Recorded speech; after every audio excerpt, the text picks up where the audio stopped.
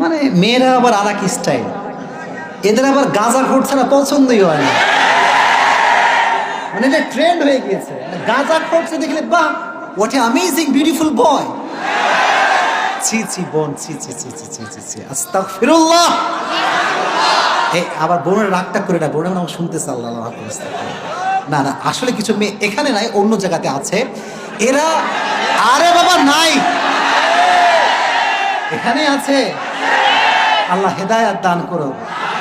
এই যে যুবকরা মাঝে মাঝে আমার মেসেজ দেয়, হুজুর ছ্যাঁকা খাইয়া জীবনটাই বেকার। কেন, কিরে কি হইল? বলে হুজুর একজনের মন থেকে ভালোবাসছিলাম, সে মনটা নিয়ে চলে গেছে, আর দিয়ে যায় নাই। ফেসবুক তোমাদের আছে কারা দেখি, একটু হাত তোলো তো। আরে বাবা হাত নামা, হাত নামা। কি যে প্রশ্ন করছি, নিজের মাথা হুশ নাই। I am really sorry.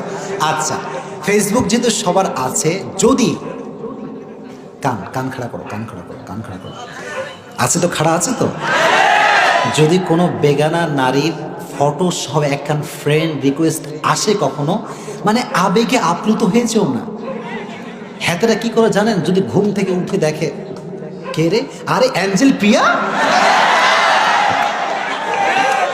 সোজা কনফার্ম বাটনে ক্লিক করে না, আস্তে কনফার্মে ক্লিক হবে না, আস্তে সোজা ক্যান্সেল হয়ে যাবে। আচ্ছা, আর যদি কোনো মেয়ে রিকোয়েস্ট পাঠায় যে হ্যালো ভাইয়া কেমন আছেন, কি করেন, আপনাকে কেন ভালো লাগে, যদি এটা বলে, আপনি বলবেন একটা কথা, সেটা কি? বিয়ে করলে আসো, না হয় ব্রেকআপ। মানে বিয়ে ছাড়া কোনো কথা এখানে চলবে, কারণ আমি যদি আপনার সাথে চ্যাটিং করি, কেউ না দেখুক, বলেন না তাকওয়া বুঝতে হবে ভাই, কে দেখে রে ভাই, তাহলে এগুলো উল্টা পাল্টা।